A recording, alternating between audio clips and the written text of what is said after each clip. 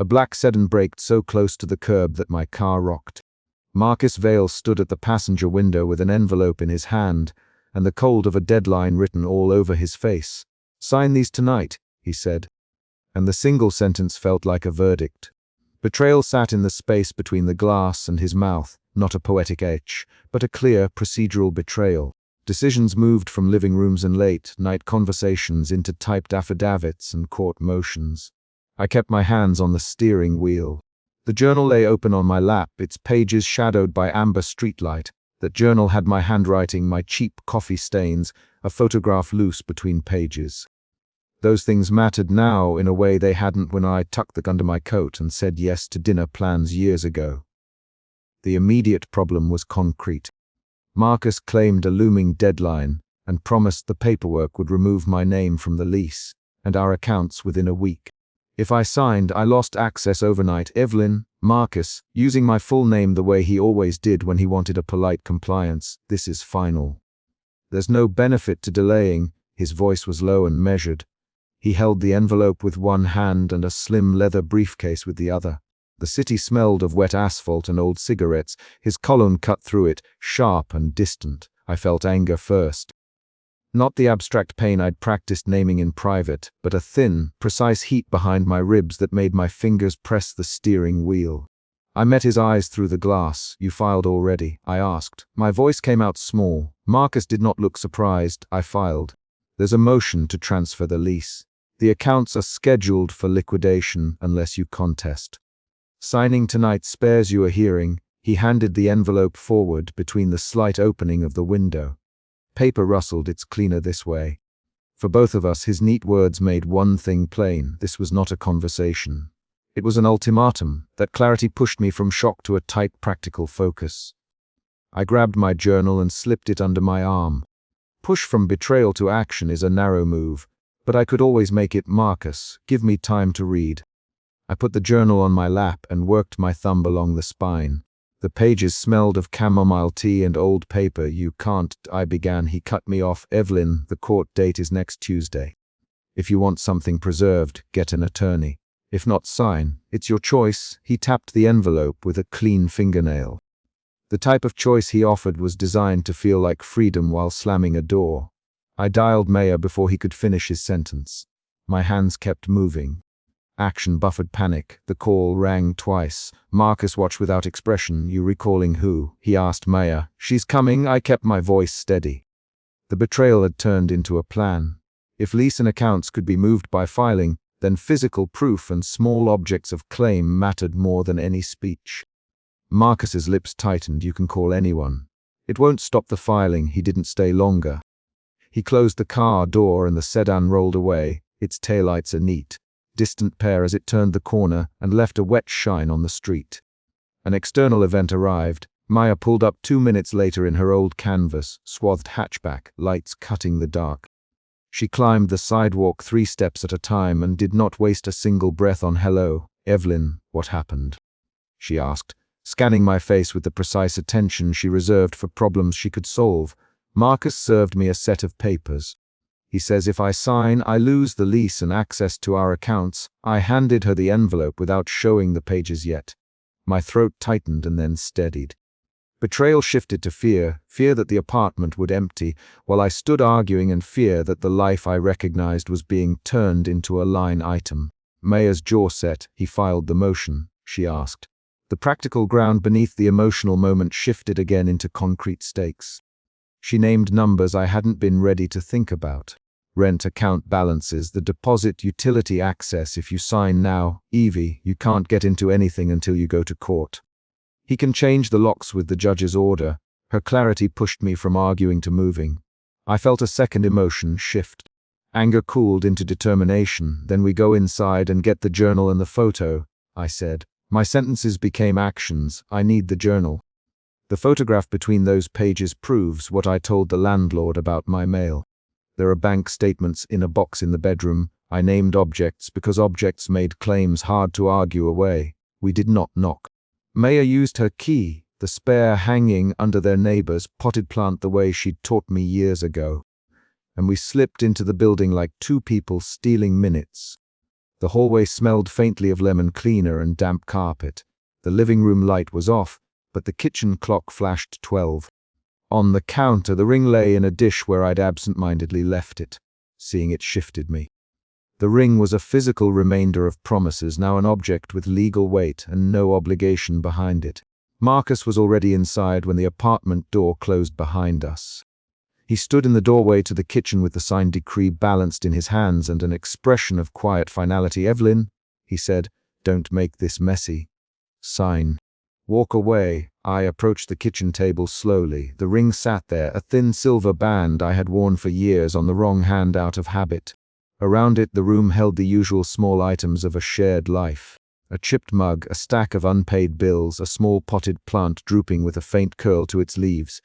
Those things were not metaphors.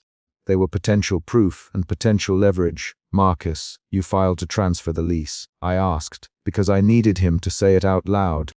He nodded. "Court clerk confirmed. You can contest, but you will need to move quickly. This is sensible for both of us." His hands were steady. His voice, as always, hid his inner calculations behind a veneer of order. Maya sat down on the range chair and folded her arms. "This isn't sensible for Evelyn," she said. "This is an error. Tell him, Evie. Tell him what he'll lose if you sign tonight."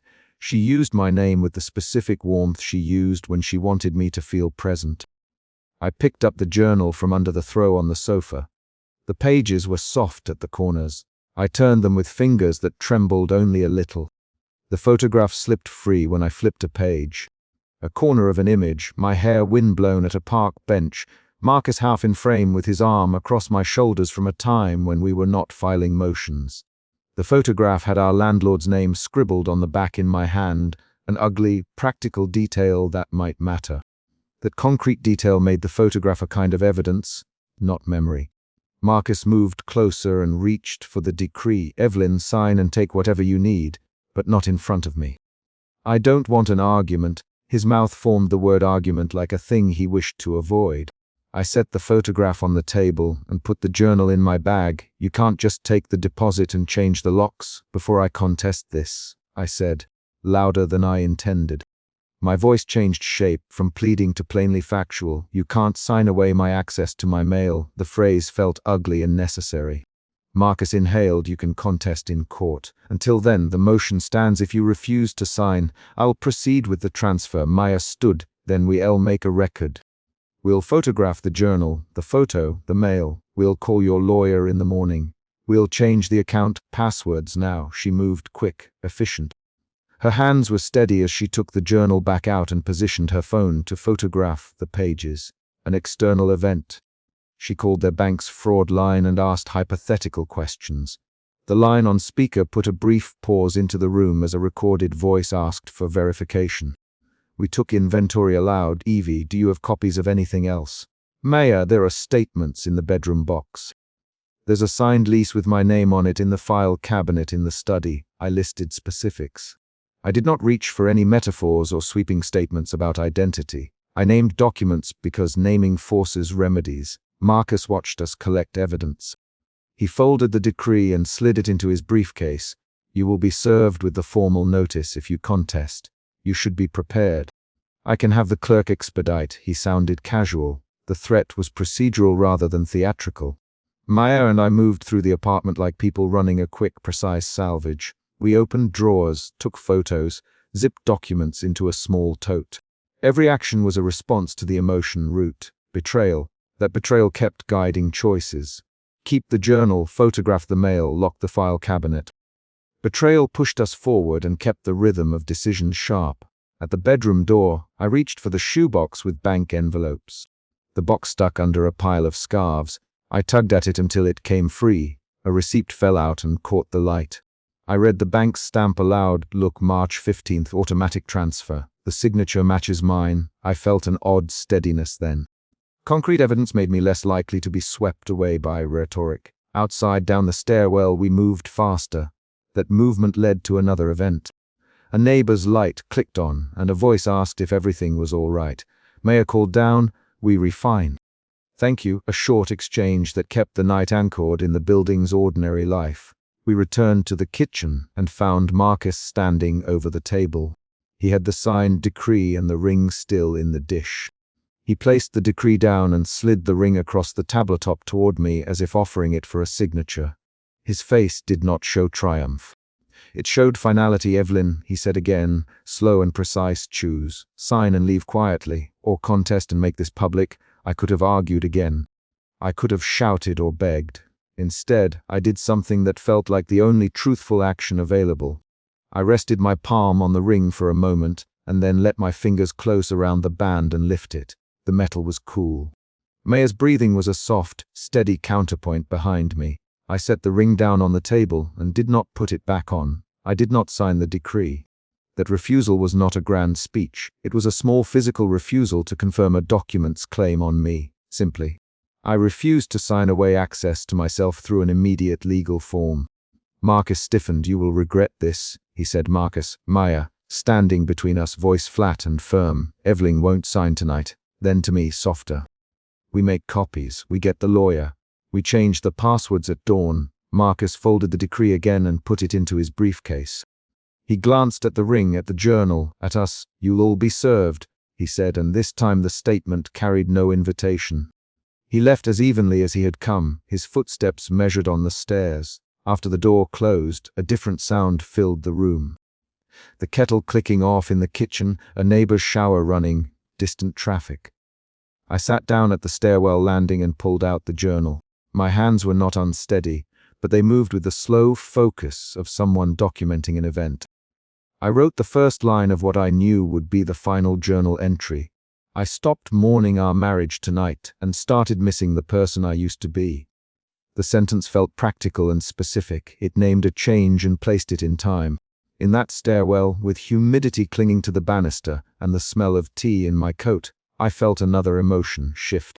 The tightness of fear eased into a subtle, wary clarity. Naming the feeling did not resolve everything, but it made decisions easier. I noted what we'd taken. The journal, the photograph, bank statements. I noted what I had left on the table, the ring. Maya folded a thin wool scarf around her shoulders and reached into her tote for a small potted plant she'd brought from her car. She set it gently on the landing next to me and tapped the rim of the pot. "Put it on the stoop before you go home tonight," she said. "Leave it as a thing that marks you are here." It sounds small, but it's something solid to point to. Her practicality bordered on tenderness.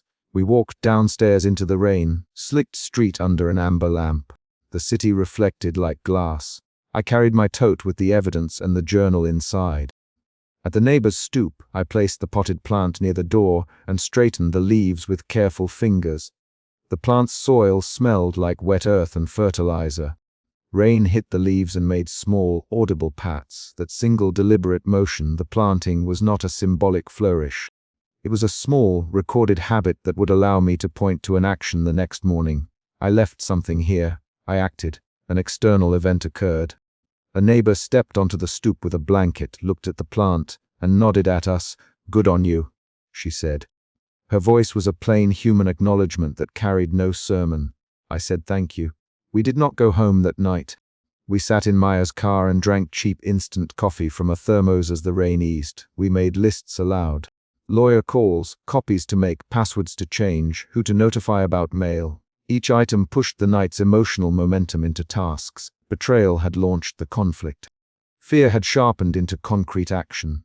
By the time dawn edged gray into the sky, I had written several pages in the journal and circled dates and names. I had not signed the decree. When we parted, Maya put her hand on my forearm. "Tomorrow we start with the bank," she said. "Tonight you write the entry and sleep if you can." She used my name in the firm way she always used when she wanted me to act like myself. I walked back to the building in the thin morning light. The journal heavy in my bag and the ring left on the table where it could be shown later if it mattered.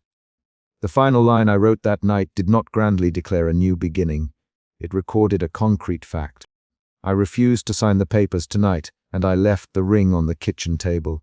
That was the action I could point to, the decision I could show on paper. On the stairwell landing, I stopped and read what I had written once more. The entry's opening sentence, precise, practical, answered the rest. Outside, a car door closed. Inside, the apartment smelled faintly of lemon cleaner and rain. I pushed the journal back into my bag, tightened the scarf around my neck, and walked out into the street, where the plant would sit waiting on the neighbor's stoop as the night's small proof that I had not disappeared. The night had begun with a paper ultimatum at my window. It ended with the intentional leaving of a single object on a stoop and the deliberate choice not to sign.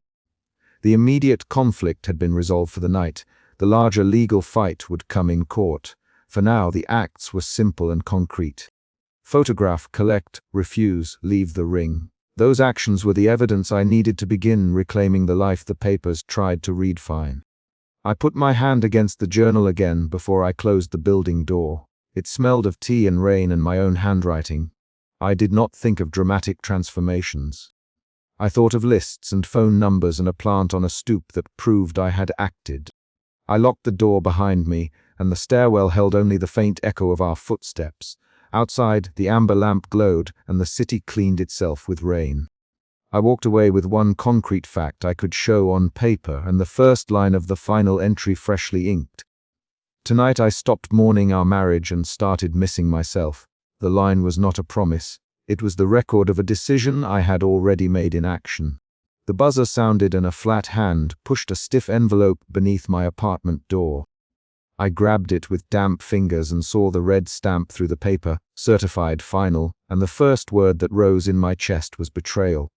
Betrayal steered my hands as I slit the seal.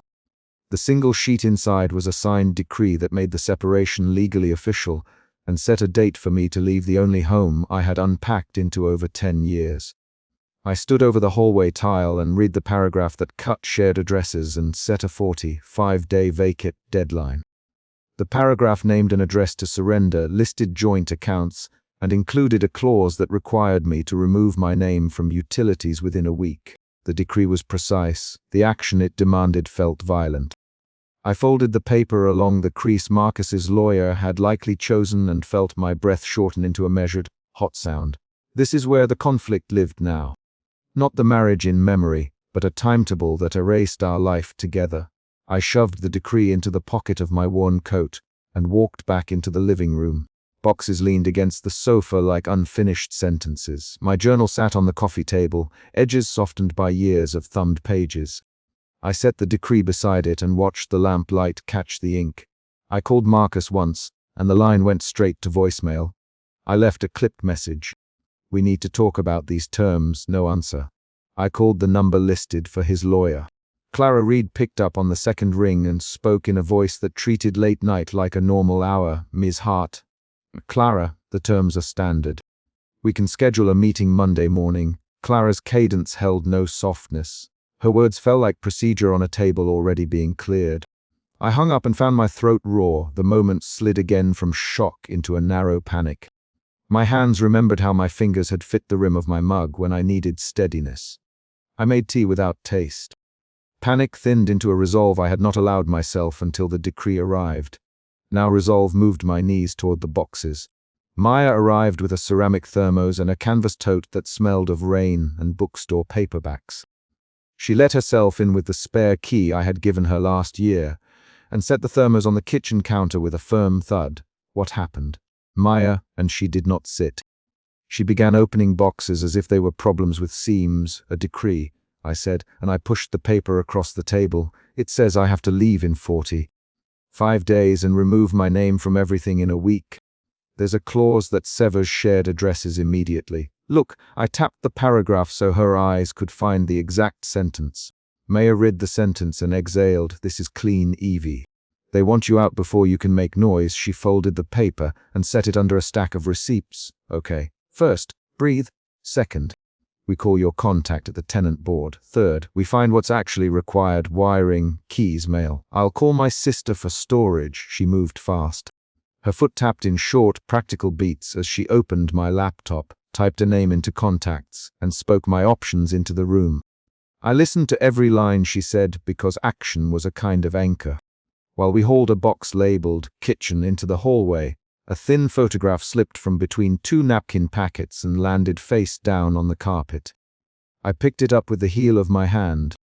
The photograph was of us at the pier 3 summers ago, Marcus with his coat off, sleeves rolled, laughing at a gull that had stolen a sandwich. Someone had tucked a typed note behind the photo. I slid the note out with my thumbnail. The note read, in a clipped typewriter font, "Your presence complicates the closure. Recommend expedited paperwork." It was dated 3 months before the decree. My fingers went cold. A new shock hit. The document suggested that the divorce had been planned with time and a method, not sprung from a single night. Betrayal deepened into something harder to name, deliberate erasure. Maya looked at the note, then at me. "He planned this?" She asked. "It looks like it," I said. "This was typed months ago. He could have talked to me." "He didn't." My voice was small. I folded the photograph between the pages of my journal. Maya's hands stopped moving for a moment and then started again. She took out her phone and dialed Clara Reed's assistant. Clara Reed's assistant. "Hi, this is Maya Lynn. I need clarification on a clause in a decree." "Yes, Evelyn Hart, she's right here. When can Clara meet?" As Maya spoke, I opened a box marked bedroom. Inside were folded sheets, a scarf I'd forgotten I owned, and a slim manila envelope with Marcus's neat handwriting on the tab. I slid the tab open and found a short list. Furniture, accounts, keys, items to redistribute. There was no explanation, only tasks. My sense of being erased turned into a sharper anger. I set the list on the table and spoke faster than I usually did. "This looks like he decided for me what I'm supposed to take and what I'm supposed to leave. He chose which rooms would matter. Who does that?" Maya's voice was even. "Marcus chose tidy. He always did. He treated people like projects, Evie. That doesn't mean you have to accept his plan." We argued in small, practical fragments, phone calls, names of lawyers, logistics. Each sentence moved the plot forward. Maya suggested I keep the journal and the scarf. I suggested we photograph the decree and send it to the tenant board. We traded short, efficient lines and the room filled with decisions. At 2 in the morning my phone buzzed. Marcus's lawyer. A terse calendar invite for a meeting in 3 days and a line that reiterated the vacant deadline. The calendar note read, "Please attend to finalize terms." The note's tone was the same as the decree, clean, distant. The arrival of that message made the situation procedural in a way I could not ignore. I felt a small, surprising clarity. The panic that had rattled me folded into planning. I told Maya we would meet Clara and document everything. She nodded and tapped a sequence into my phone. We packed a box of the most personal things. My faded leather journal, the thin silver band I wore on my right hand, the old wool scarf, and a packet of Marcus's lists.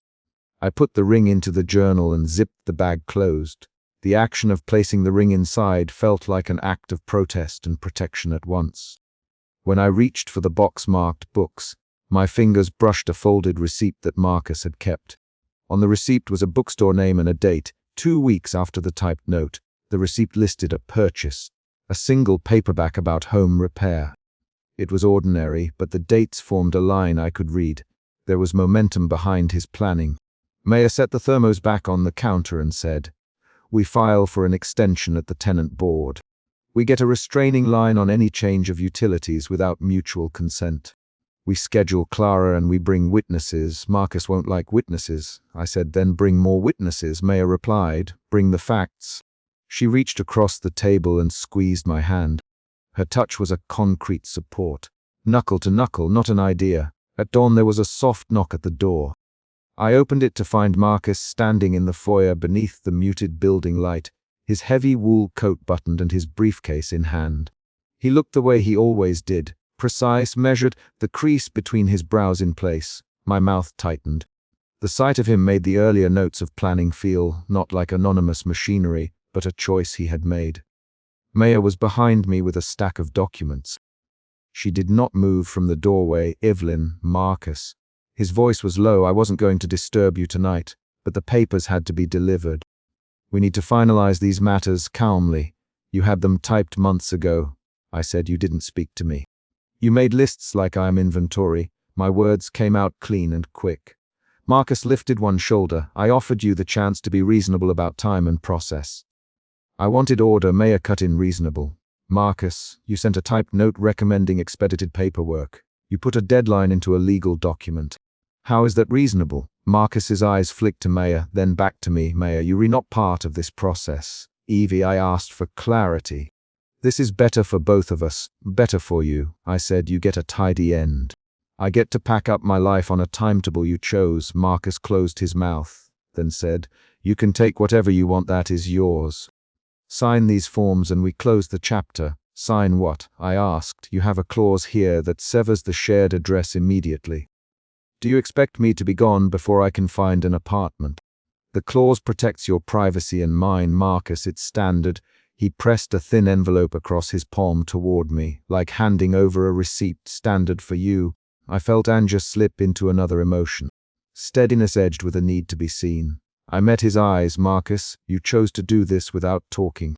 You planned the exit and you decided which parts of me to keep. There was a pause that stretched and then contracted. His jaw moved. Evie, I have reasons. I made the choice I thought best. Reasons do not excuse being absent, I said. Reasons don't get to erase a life without conversation. My hands were steady.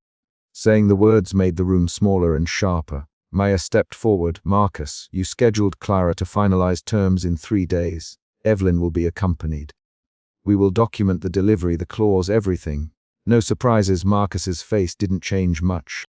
He set the briefcase down as if placing a piece on a chessboard. I don't want conflict in the building. Keep this to a minimum. Keep it to a minimum. Maya, you sent certified paperwork at midnight. You tell me what's minimal. They traded 3 brisk lines. Marcus spoke. Clara's assistant texted on my phone with a confirmation of the meeting, and the building's hallway light flickered once from the heater cycling. The exchange tightened into a confrontation. I felt the chapter reach its peak, my decision point, and then a shift as Marcus's posture turned toward leaving. Before he closed the door, I said, Marcus, you left a note behind a photograph. You planned this. I slid the photograph and the typed note from my pocket and set them on the hallway table between us. He looked at the photograph for the first time. I kept that photo because you look better there. That doesn't mean, it means you choose which images stay, I said. It means you decided what part of us belongs to you. He closed his eyes for a fraction of a second and then reopened them. Evelyn, sign the forms and we won't fight in public. I did not answer right away. I thought of the ring tucked into my journal in the box we had packed. I thought of the receipt in the book and the typed note. I thought of Maya's steady foot tapping on the tile. In the pause, I felt the room split into what he wanted and what I needed. My decision solidified into motion. I will not sign terms that remove my name overnight. I said we will meet Clara with witnesses and documents. I will ask for time to find another address. You can be present, but you will not erase me on your schedule. Marcus's mouth thinned. You will force this to court. If I must, I said, but I would rather we reach an agreement that doesn't pretend my life can be moved in 45 days. He looked at me for a long beat, then nodded once. He picked up his briefcase and left down the hall without another word. The door closed with a soft, final click. When Marcus left, the tension in the foyer dissolved into something small and aching. Maya sat at the kitchen table and sorted through the paperwork with quick, economical gestures. She read lines aloud and underlined phrases. We planned the meeting with Clara, listed witnesses, and packed a folder of photographs and receipts. There was a twist I had not expected.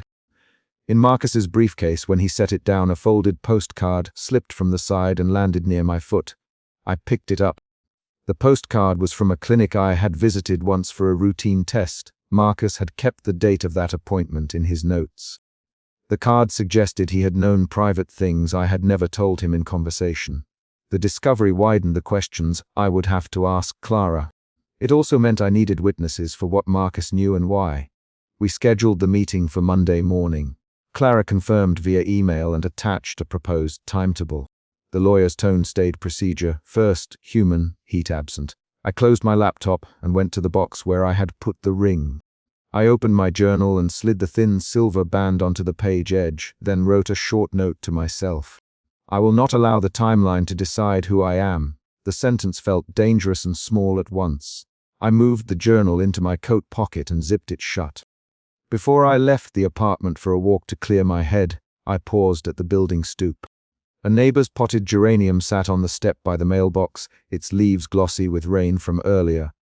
I had watched that plant through seasons. Someone had left a small handwritten tag on the pot that read, "Please water when you pass." I had the old plastic bottle from the kitchen, and I emptied the last of my tea over the geranium. The water soaked the soil. My hands were steady as I tipped the bottle. The act did not fix the decree or change the deadline, but it was an exact motion of care I could make for myself and someone I did not know. A man on the stoop, Mr. Alvarez from 3B, nodded at me and said, "Thanks, Evie." His voice was a simple recognition, neither pity nor counsel. Recognition landed differently than an argument. I walked down the block with my coat buttoned and my journal against my ribs. My steps moved from anger to calculation to a small, stubborn tenderness for my life in its present pieces. I had shifted from betrayal to planning to something like calm clarity. The documents remained sharp in my bag, and the meeting with Clara waited. I knew there would be more questions about what Marcus knew and when, and how he had tried to tidy our end. At the corner, I paused and looked back toward the building. The morning light had turned to a thin amber as a street lamp still glowed. I adjusted the journal in my pocket and felt the silver band press against the leather. I had made a choice. I would insist on time, witnesses, and documentation. I would not let a stamped envelope become a quiet erasure. I headed to the coffee cart at the corner and ordered a black coffee. The vendor handed me a paper cup and I handed him a folded bill with my left hand. The coffee was hot and direct. I wrapped my fingers around the cup and felt the heat steady my chest. When I walked back to the building, the mailbox light was on and the potted geranium glistened. I set the empty cup on the stoop and without thinking left a small coin in the plant's saucer. The action felt like a promise I could keep. Small, concrete, and for me. I climbed the stairs and unlocked my door. I sat at the kitchen table and opened my journal. I wrote the entry in measured sentences, recording the delivery, the clause that severed addresses, the typed note we had found, and Marcus's appearance in the doorway. I wrote the conversation with Maya and the list of actions we had agreed upon. I did not write feelings in abstract. I wrote the physical facts and the choices I had made. When I finished the entry, I closed the journal and slid it beneath my coat. I left the thin silver band on the kitchen table beside the lamp, where the light would fall across its surface. Then I stepped out onto the stoop and walked down the street, leaving the apartment door closed behind me. The morning would bring Clara's meeting and a room full of papers. For now, the deed that had felt like a verdict had been answered with a folder, witnesses, and an act of small self-care. I walked into the amber, tinged dawn carrying my journal and a deliberate, simple kindness for myself. A quiet promise to show up with evidence and to refuse an erasure on someone else's timetable. The next move would be made at the meeting, and I had a list ready. Marcus Vale set the sealed packet on the municipal clerk's counter and did not look at me. Betrayal sat in the packet's stiffness, and I felt it in the way the fluorescent light sharpened the edge of his coat. "Signed tonight," his lawyer said across the room. And the two words landed like a neat order, not a question. The clerk tapped a pen and waited. That was the immediate conflict. Sign now and accept terms that felt like erasing my days with Marcus, or refuse and make things messier in public. I fumbled the strap of my bag with the cheap urgency of someone who still trusted objects to steady thought. My hands shook when I set my journal on the counter. I kept my throat closed. People were watching. Marcus folded his hands the way he always did when he wanted everything to appear tidy. His jaw moved once, nothing else. Betrayal pushed me toward a decision I had not planned to make tonight. A woman in a rain, slick coat pushed open the clerk's office door and crossed the hallway with a thermos tucked under one arm. Evie. Maya when she reached the counter, and she set the thermos down like armor. Maya's eyes ran over the packet on the counter, then to Marcus, then back to me. "Do not let him do this in 5 minutes because he wants it done," she said. Her voice was steady. She always offered steadiness by action. The notary slid a copy of the settlement across the glass. The lawyer's hand came up with a neat stack of papers. "Evelyn Hart," he said, enunciating each name as if names could be measured into clauses. His tone was even. "These terms reflect the agreement. Sign, and it becomes final tonight." The notary's pen hovered over the dotted line like an accusation. I opened the packet because I had to see the concrete things. Pages rustled. I read the first lines aloud without letting my voice tremble. "Property, division as listed. Debts resolved. Custody not applicable. I kept my eyes on the words and not on Marcus. What about the ring? Maya, plain and quick. Marcus's lawyer smiled in a way that felt like a machine. There are personal effects listed. A thin silver band may be retained as a token. The lawyer said Ms. Hart will be given a nominal allowance for relocation costs. Signing tonight finalizes details and avoids public delays. His words aimed to close space. My mouth tasted metallic. I turned pages. On the back of a fold, halfway down, a clause had been tucked in smaller type. At first I thought it was a typo. Then I read the sentence slowly. The clause prohibited public disclosure of certain personal correspondence and explicitly barred reproducing or publishing any written material that referenced the marriage without written consent. My fingers tightened on the page. A new pressure arrived with that sentence. It changed the stakes from objects to silence. I had lived with a journal for years. I had written pages that explained nights Marcus left early and came home later. I had written the small, humiliating things I blamed myself for. Silencing that would mean he would own not only property but my words. I felt my chest narrow. Betrayal shifted into anger. Marcus, I said, and the name felt like the only clear thing in the fluorescent light. You want me to sign away my words. My voice did not shout, it cut. Marcus's face tightened. He looked at me as if studying a ledger. Evelyn, this is standard, he said. It protects both of us. His tone was low, measured. He avoided my eyes. Maya leaned forward. Marcus, this is not protection. This is control, she said. Her words were short. Evelyn, you do not have to sign that. Maya's thermos clicked as she set it down. The clerk adjusted his glasses and glanced at his stamp. The room felt louder, though the air did not change. An older woman pushed through the door to the waiting area. Someone coughed. Each small noise became a punctuation. Marcus's lawyer slid a page back toward me. Ms. Hart, we can amend the language, but tonight is the most efficient moment to complete this. Otherwise, the process will involve additional filings and fees. He spoke as if time and money were the only measures that mattered. I flipped the packet closed. My fingers touched the thin silver band I had worn on my right hand these past months. It had become an awkward habit, like holding a pen. I had not worn it on my left hand since the separation. It felt heavy. I cupped it and felt the cool metal press into my skin. Maya's mouth tightened. She had a quick way of counting things aloud to sort them. Evie, remember the envelope under your door, she said. Remember how you slit it with wet fingers. You read that tokened line, and you felt betrayed then too. This is the same pattern. Maya's reference pulled a memory into the room. The certified stamp, the sealed decision that had arrived under my flat door in Chapter 2. I had not named it aloud until she did. That earlier moment had prepared me for this one. A notary's finger tapped the clause. This is the confidentiality provision, she said. We can record an amendment. But the amendment must be agreed now if you want immediate effect. Her voice was procedural.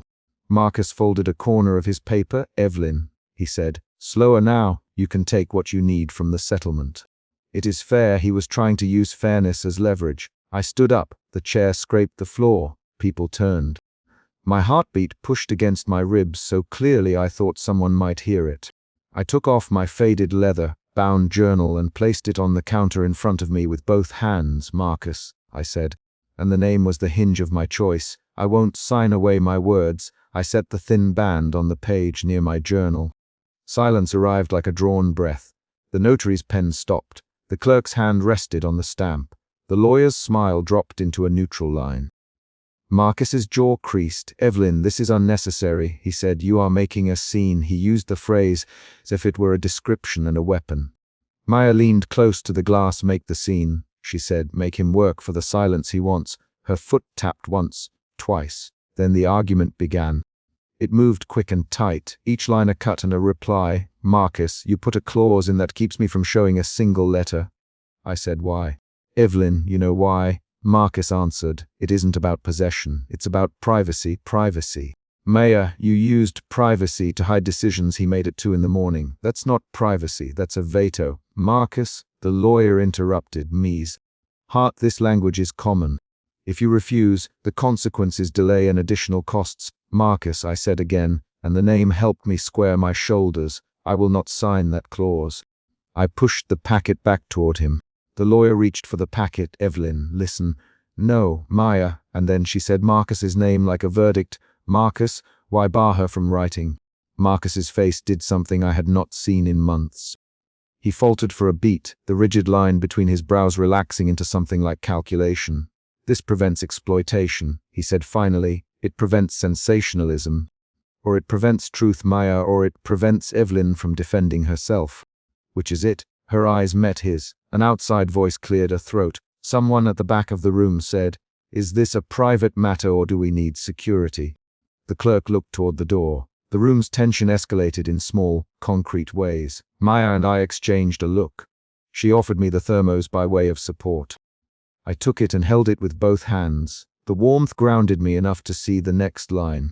I opened my journal to a blank page and wrote a single line. "I will not sign to be quiet." My hand trembled as the ink took the words. I did not do it so others could read. I did it so I could know the motion of refusal.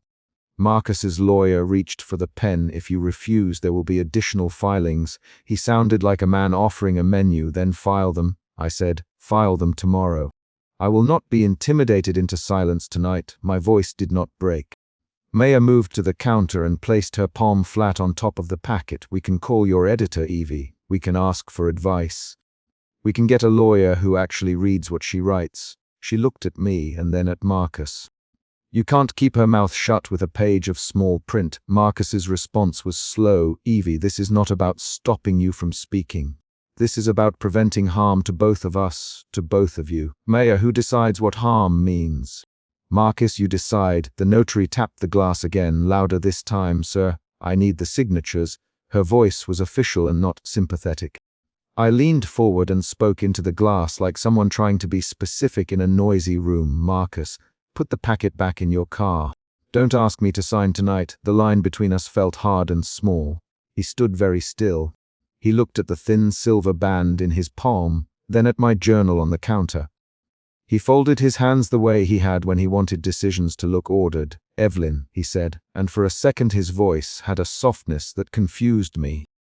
"You are making a choice that will cost time and money, I'm aware," I said. "I accept that cost." There was a brief pause. Then Marcus closed his fingers around the band and placed it back in my hand without saying anything. He did not look at me when he did it. His fingers were steady. The clerk stamped a form without understanding what had just shifted. Outside, a faint rain began to tap the windows. The sound felt like a reset. Maya put an arm around my shoulders and guided me to the door. People in the waiting room watched. Marcus folded his papers and left without another word. On the stoop beneath a dim streetlight, the paint on the steps damp from the rain, Maya handed me a paper cup. "Write it down," she said. "Write one line that marks tonight." I opened the journal and wrote. I stopped mourning our marriage and began missing myself. My pen stalled on the word missing because it felt unfamiliar and exact. The emotion shifted again. Anger had given way to a strange clarity. I could feel the edges of what I had been losing. I had lived half choices for a long time, small placings of myself into other people's schedules, soft refusals that became habit. This was the moment I counted the cost out loud. Maya watched me write. She folded her hands around the thermos as if checking that it was still there. "Evelyn, what now?" She asked. "I buy a plant." I said, more to my pen than to her. I closed the journal, a potted thing. "Something I can water." I pushed my sleeve up and showed her the damp cuff of my coat. "I will tend it." She smiled once, quick and approving. "Good, then go. We'll get you something small tonight. We'll not let him make the decision about your words." Her voice was practical. At the corner florist stall, a man under a tarpaulin sold late-night chrysanthemums and a single potted herb. I bought a small potted rosemary and a bag of soil. The vendor wrapped it in brown paper. I carried the plant back to the stoop and set it on the edge like a punctuation. I sat with Maya while rain collected in the street gutter and the city hummed around us. We talked about practical things. We counted phone numbers for an editor and a solicitor. We named tasks out loud so they would have shape. Maya suggested a printer who could make multiple copies of my journal, marked and sealed. I wrote the numbers down in my journal in handwriting that did not shake so much anymore. A small twist arrived that night. In the packet Marcus had left behind, I found a single photograph tucked between the pages of a different form. A picture of our kitchen table, the thin silver band on it, and a small, folded receipt from a restaurant.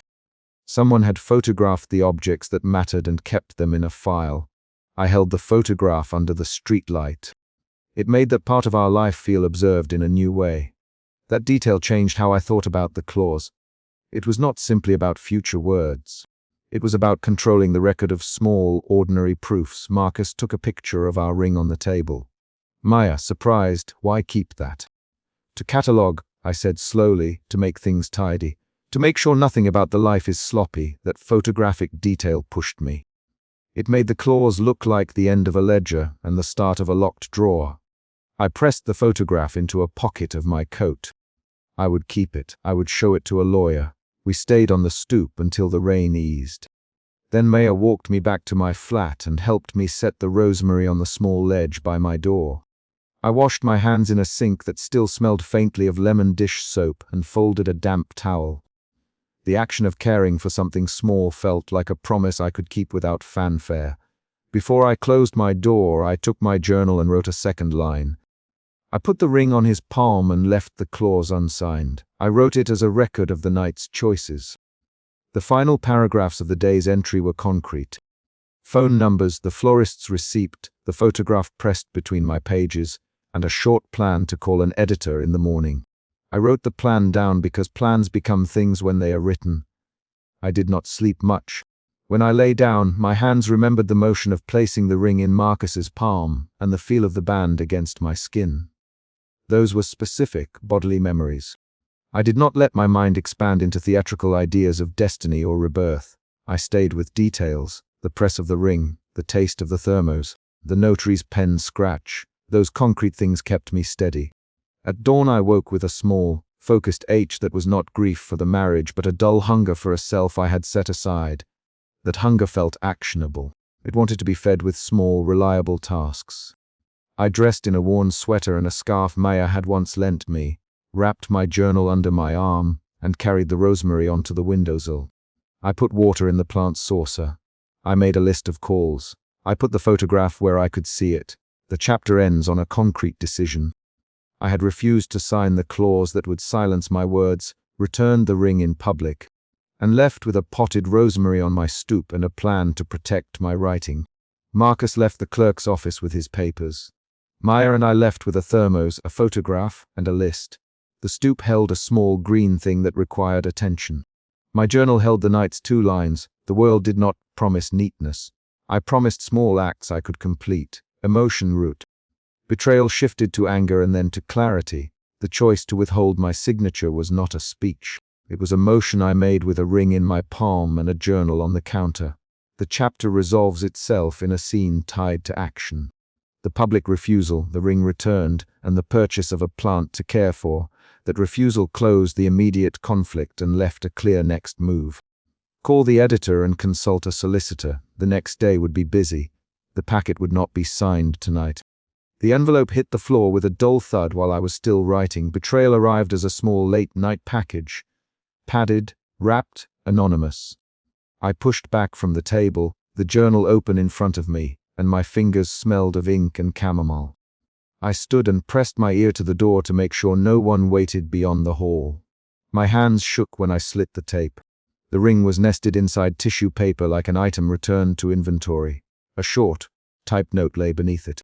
A line that treated our years as a transaction to be completed. I read the note twice, then a third time with the light low, each pass making the same fact sharper. Betrayal sat in the note's tone more than in its words. It was the same calm I had seen at the municipal clerk's counter, the same sterile distance Marcus used when he set the sealed packet down without looking at me. I dropped into the kitchen chair and put the ring on the table between my palms. I felt 2 things at once. An ache that wanted to fold around the object, and a cold clarity that kept me from gathering it up like a plea. I folded my fingers over the journal as if the pages could hold an answer. The apartment smelled like rain and the stale coffee I'd forgotten to throw out. The buzzer I had been ignoring for hours would not be the one to determine the night. I told myself I would open the door when I was ready, but the envelope had already done that for me. The central problem was clear in those first minutes. Marcus had made the end tidy and impersonal, and I had to choose whether to accept his tidy version or name the mess myself. I put the ring back into its tissue and left it on the table like a fact to be inspected. There was a knock minutes later, 3 short rap, rapes, and Maya's voice at the threshold. "Evie, are you up?" Maya came in with a thermos and a grocery bag, the practical weight of both visible in the way she set them down. She saw the envelope on the floor and did not ask permission before she bent to pick it up. "What is that?" Maya and her eyes slid to the ring on the table. She set 2 paper cups and poured tea like a small ritual. Her hands were steady. She offered the cup without looking at the note. "You okay?" she asked. Her voice was the single steady thing in the small kitchen. "I found it at the door," I said. "A ring and a note." I lifted the note and told her what it said, the typed line that left no room for argument. Maya read the note without frowning. Her face tightened in a practical way, not a theatrical one. "He made it tidy again, Maya. He always likes tidy." Her fingers tapped the rim of her cup once in rhythm. "We saw the same tiredness at the clerk's office, remember?" She added, and I pictured Marcus in his heavy coat setting the sealed packet on the municipal clerk's counter without meeting my eyes. I let the memory arrive in concrete detail. Fluorescent light, the paper packet on the counter, the clerk's pen clicking. That memory had not been metaphor. It had been a precise series of movements, and tonight's envelope repeated that choreography. "He didn't leave anything messy," I said. "Just paperwork." My voice held more anger than I wanted. Maya picked up the ring and turned it in her fingers. "Keep the tissue," she said. "Don't hand it back like a favor." "Open the box properly." She handed me a kitchen knife and crossed her ankles under the chair. Her plainness created an opening where I could name what the ring meant to me, rather than let Marcus define it. I cut the tape at the edge of the tissue again and lifted the ring into the lamplight. The silver band on my right hand felt suddenly like a twin that had been returned. I had worn it on the wrong finger once, years ago, and Marcus had joked about it. The joke had been a small, private thing. Tonight the ring had been made public, a returned object, filed. I let my fingers hover over it, and then set it down on the open journal page. "Do you want me to come with you?" Maya quietly. She had placed 2 cups on the table and left one untouched. Her watch glinted. Her ponytail was damp from the rain outside. "You don't have to go alone." Her care was deliberate, not sentimental. I said I would return it. I said it like a decision and not like a question. "I don't want it on a shelf anymore," I told her. My mouth tasted of tea and iron. My hands tightened on the journal like someone who needs a firm object to hold. We left together. The lobby at Marcus's building smelled of lemon cleaner and polished brass. The doorman gave us a small, practiced nod. He did not ask questions. Marcus met me under the hanging light by the elevators with the same clean posture he always kept, his wool coat buttoned, hands folded. He looked at me long enough to note my presence, and then not long enough to search my face. "Marcus," I said, and I put the boxed ring on the marble bench between us. "This is yours. You can take it back." My voice was small in that bright, designed lobby, but I let it be steady. Marcus's eyes flicked to the box and then away. "I filed the paperwork," he said. "It's done." His tone was measured. He used the same sentence patterns he used at the clerk's office. "Done," I said. "Is that what you call it? Done?" The anger rose then and landed in my jaw. I felt it as a tightening in my throat. "Evie," he said, "there is nothing more to say." He folded his hands. The line was precise. He did not ask me to leave. He simply treated the absence of discussion as the end. "You keep saying there is nothing left," I said. "There were years here.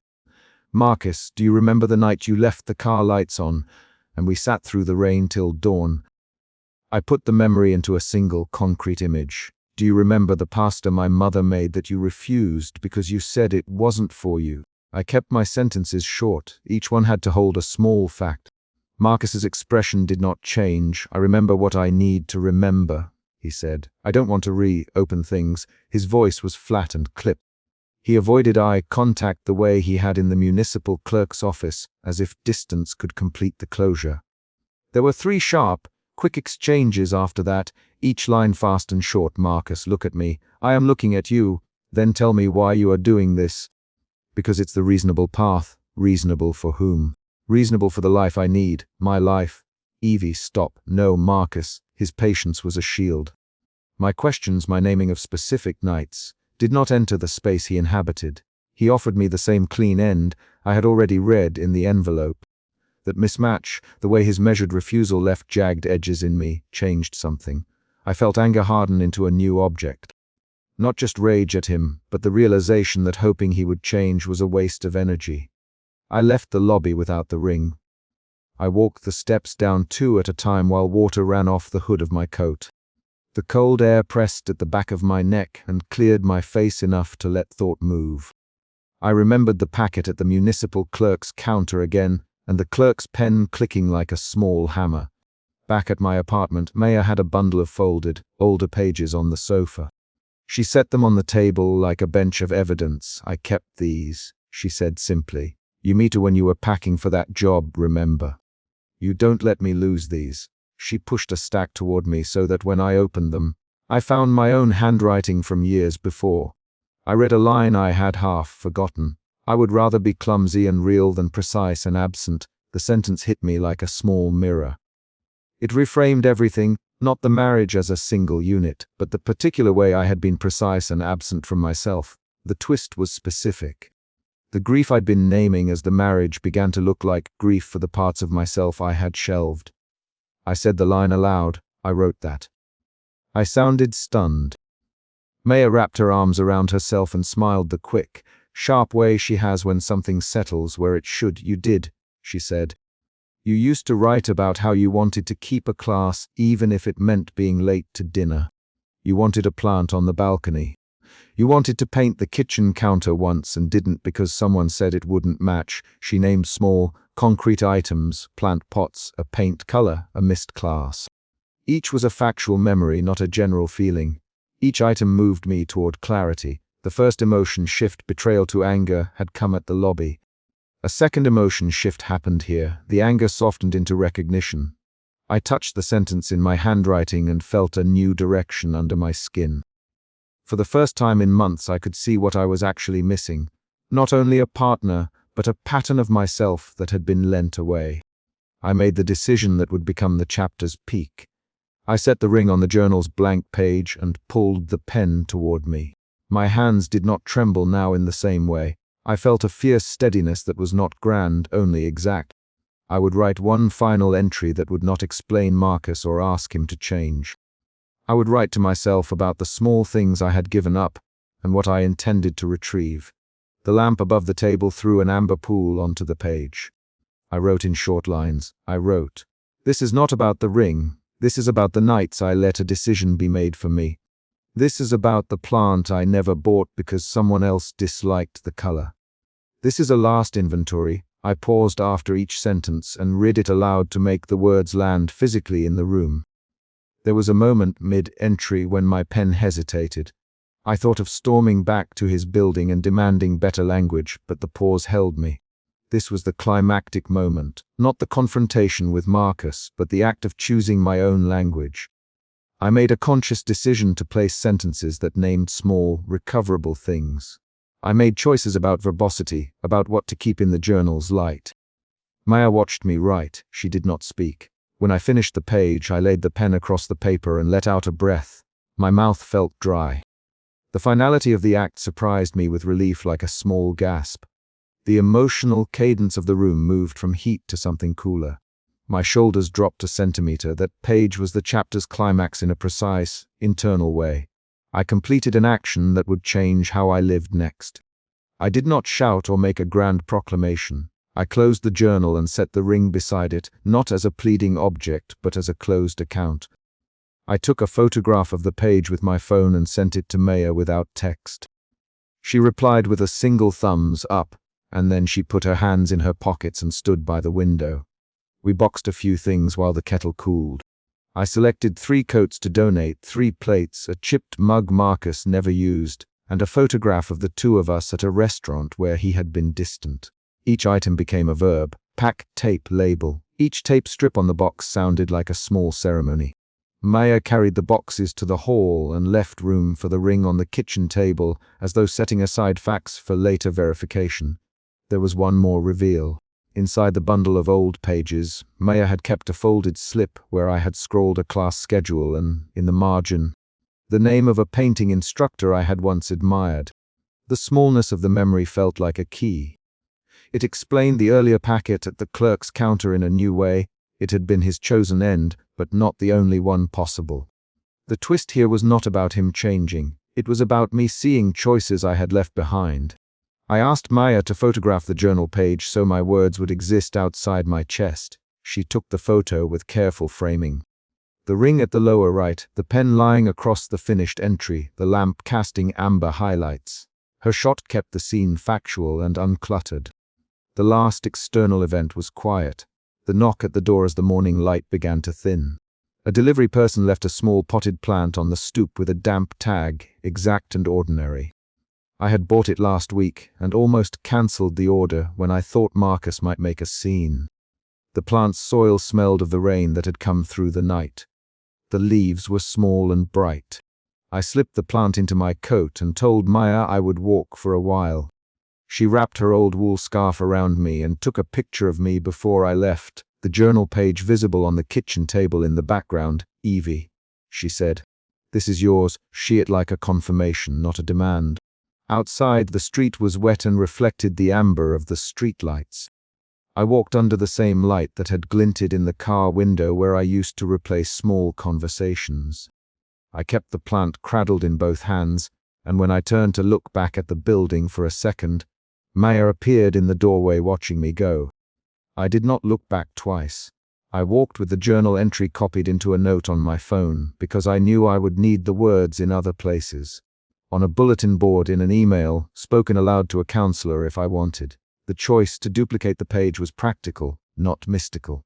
It gave the words endurance outside my chest. On the corner, I stopped and set the plant on the curb to steady my arms. A woman across the street was struggling with a stroller and a grocery bag. I crossed over and offered to help with the bag. Her thanks was a single, plain sentence. "Thank you, that's so kind." I handed her the bag and felt something like a return. That exchange tied me back to small acts, to practical kindness instead of theatrical gestures. The final paragraph of my entry closed with a list of small promises. Buy the plant a bigger pot, take a painting class on Tuesday evenings, refuse to let administrative language decide what I grieved. I wrote short, specific items. I did not promise a dramatic reinvention. I promised concrete actions like a broken list of groceries. At the top of the next page I wrote a single line. "I am keeping these small things." Then I tore out the sheet, folded it, and put it in my pocket. I crossed the street under the amber light and the rain. Slick pavement whispered under my boots. Maya called once from the doorway, "Evie." I turned and mouthed, "I'm okay." The sound traveled like a small bell and did not demand an answer.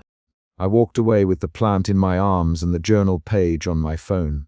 The ring remained on the kitchen table as an offered fact. I had confronted the tidy end.